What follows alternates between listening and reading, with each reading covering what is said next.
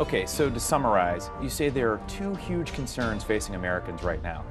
One you say is a massive currency crisis, which is already on the way, something a scale like we've never seen before. U.S. assets are going to plummet in value in the coming months, which we're already beginning to see. Correct. The recent market crashes and collapse in prices are only going to escalate. And then number two, what you call financial martial law will soon be coming to America. The government is going to change all kinds of rules and laws to trap and confiscate as much wealth as possible. Yes, and if you look at history, you'll see that many people will be completely blindsided and lose the bulk of their savings in a matter of weeks. Again, for most people, the only warning you're going to get is me sitting here right now talking to you. You won't hear about this on the news until it's already happened. And the government won't say a word. It would cause a panic. And yes, the crisis could arrive literally overnight, as it did in Great Britain in the 1970s. We're already seeing civil unrest, lingering unemployment, volatility in stocks and bond prices. The erosion of personal liberties, new capital controls, the erosion of any form of privacy, authoritarian clampdowns, all of this is happening now and ultimately leading to a major crisis as the US dollar is rejected for almost any non-paper alternative. When central banks are dumping US dollars around the world, we have China establishing petro-yuan. After the West imposed economic sanctions against Moscow, Russia and Beijing established a powerful energy alliance, which changed the global oil market. In addition to increasing trade operations with oil and gas, Russia and China are set to challenge the dominance of the US dollar, setting prices for oil in their own currencies.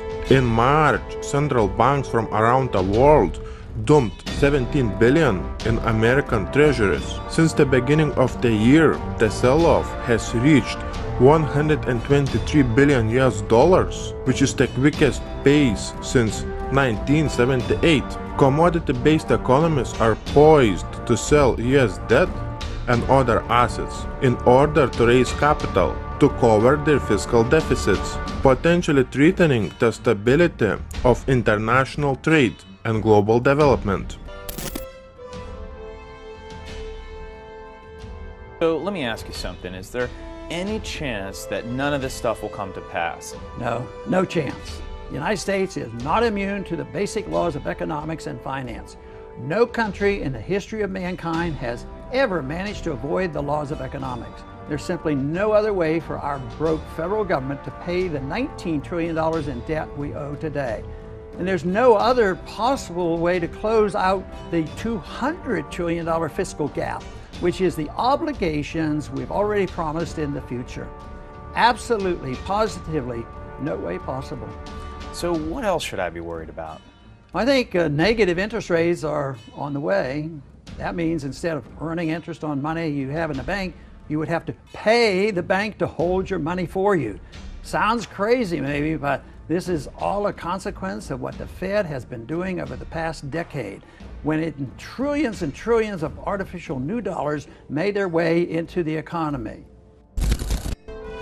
A sharp fall in stock markets, plummeting oil prices, economic slowdown in China, Brazil and Russia, escalating political tensions overseas are expected to be named among the major factors impacting the events in the world today. According to some Russian sources on the internet, they are claiming that the global control system that was controlling the big part of the world is leaving London. London was the center of control, and it looks like that Illuminati is moving its center of control to China. This information is unconfirmed yet, but the time will show us. Just look at some crazy things happening in UK and keep in mind that the ruler would not allow this to happen. There are changes coming to London's precious metals market, where the over-the-counter system of trading has been largely unchanged for centuries. About $5 trillion of transactions are cleared every year in London's gold market. The vault, which can store 2,000 tons of gold and other precious metals such as silver, platinum, was opened by Barclays in 2012. The location of the vault is secret.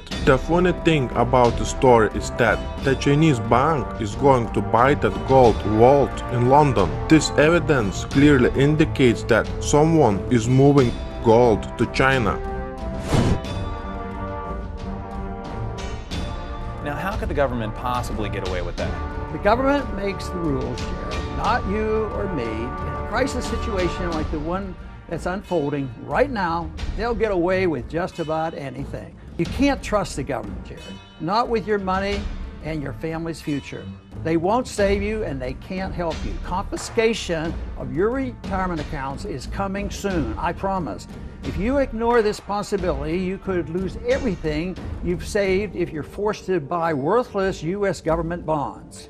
A 20% drop from its high last year. It's the most serious challenge yet to a 6-year bull run in the NASDAQ, a bull run that appears to be screeching to a halt. Popular stocks like Amazon and Netflix faring even worse. They're down 30% and 36% from recent highs. The fear on Wall Street is that crashing oil, a soaring dollar, a slowing China will ding the strength in the U.S. economy. Most of Europe is already in a bear market. A bear market has already arrived to a top gauge of small stocks, the Russell 2000, and the NASDAQ inches ever closer. But wait a minute, how are people like that going to even survive in a crisis? I mean, what are they going to do?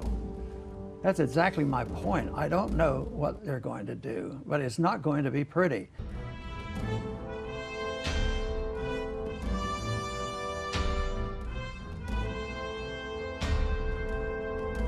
When China develops web-based platform to sell Russian goods, we have Russian-Chinese forum that expects about 150,000 Chinese companies to enter the Russian market in the coming years. Can you imagine this number? 150,000 Chinese companies entering Russian market. And the funny thing about this story is that are they going to be using US dollar or Chinese yuan for conducting business? This strategy will push out the dollar from the Russian economy. This is going to be a shift from using the dollar to using Chinese yuan in Russian economy. Russia's Novatek-led Yamal LNG project has signed loan agreements with Chinese banks worth $12 billion.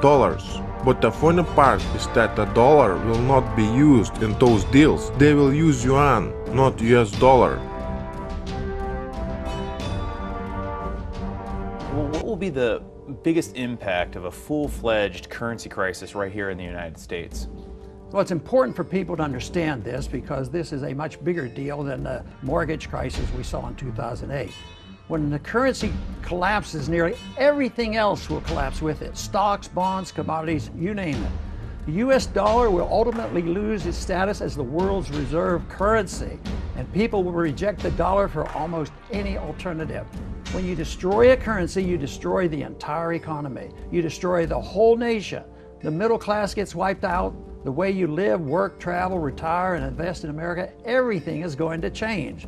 Some of it's in ways most people can't even imagine. Fast forward to 2015. The bailouts are paid off. The stock market is back, and so's the economy, but money is still cheaper than it's ever been. Rates are still at zero. Now that's all about to change. It's a key moment. The Fed raising interest rates is the final sign of the economy's return to normal.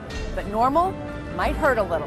When the Fed increases rates, banks raise the prime rate, a benchmark index used to set all kinds of consumer loans, credit cards, car loans, home equity lines of credit, private student loans.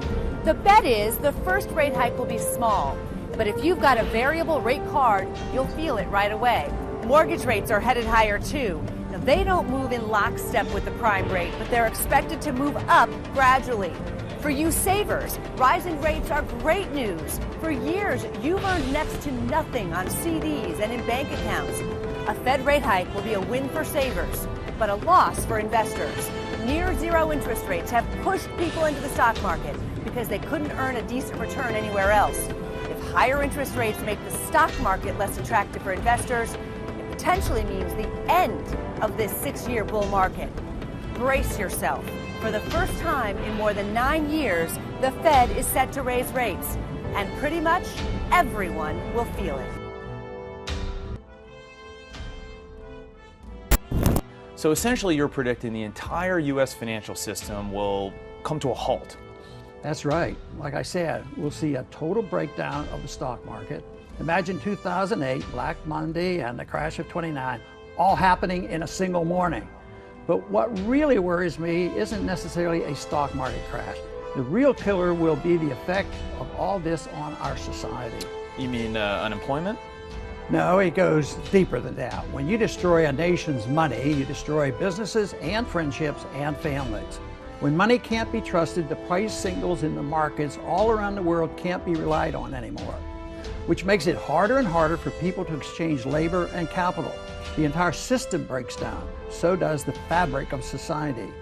Faith in money is critical to a free society. It's critical to jobs, businesses, relationships, you name it. Without faith in money, you can forget about businesses and commerce, and you can forget about any sense of normalcy. People won't have any clue what to do when there's a line around the block just to access an ATM, or when banks start shutting down. They won't have any idea what to do when stores stop accepting dollars as payments, or when no one's willing to make a loan anymore. So you're basically predicting social unrest. Definitely. We're likely to see it in many different degrees, even more so than what we already see today. When money loses its value, products and goods become the only thing worth having, so crime skyrockets. The government's not going to save you or anyone else. The government couldn't help even if they wanted to. That's how bad things get when you have a desperate, broke government in charge of a crisis. And the government has no plan whatsoever to try and get ready for this. Well, the government might have a plan, Jared, but it doesn't involve helping you. When Europe forming its new army, out of the sudden we have Chinese police to patrol the streets in Italy. What the hell? Is Pope going to be protected by China? Interesting, isn't it? When England bans its own flag to avoid offending Muslims, we have London's first Muslim mayor. On top of that, we have Queen's plan to scrap the Human Rights Act in UK. Well, you're going to have to. Most Americans don't know what a real currency crisis looks like. But let me tell you, it's going to be a total descent into economic, social, political, and moral chaos. The evidence is all around us, and yet the average American is still totally unprepared right now. What do you mean by unprepared? Last year, it was reported that more than half of Americans live paycheck to paycheck. These people have no money saved up to survive even a small setback. Let me sum up everything. The Federal Reserve on Monday adopted a rule limiting its flexibility to rescue struggling banks during a crisis. The United States Treasury will cut next year's bonds insurance to soften the possible negative consequences to the US economy, resulting from the looming US Federal Reserve's hike in borrowing costs. If we look at BRICS New Development Bank, from January 2016, BRICS could start lending Chinese currency among themselves to avoid the dollar's influence. This will significantly reduce the currency risks for BRICS nations. What we have is that we have a big player in the world's financial system dumping US dollars like crazy. Then we have this new financial system by BRICS. Then we have low oil prices. China's goal is to reduce the dependence of the currency on the US dollar. China's yuan was adopted to SDR basket. That means allowing China's currency to be used in international payment and trade. We have Federal Reserve that is about to raise interest rates, which will lead to even more currency power shift towards China. Are we witnessing a global currency reset, or are we witnessing a dollar collapse? So the government destroyed the currency in the 1700s, the 1800s, and then again in the early 1900s. And at each turn, they implemented all kinds of schemes and laws to essentially steal money from regular citizens like you and me. But again, could it really happen? You see, as I said, our government is broke. As a result, they're going to take very desperate and even radical measures that might seem unconstitutional in order to save our financial system. In short, Jared, I believe the government could soon enact what I call financial martial law. Martial law, you mean like using force? They will try anything they can think of, and I'm sure they'll become creative if they need to be. It just seems crazy. I mean, how could the government get away with that? Most people only know about ordinary martial law, which usually happens after a natural disaster or some kind of riot. For example, after Hurricane Katrina, the government sent in the military and National Guard to certain neighborhoods to keep the peace. And as most people know, when martial law goes into effect, all the conventional rules of liberty go out the window. The government sets curfews, decides who's allowed in certain areas, that type of thing. And yes, they use force. And let me tell you something, if you don't think this can happen right here in America, wake up. It's already being discussed.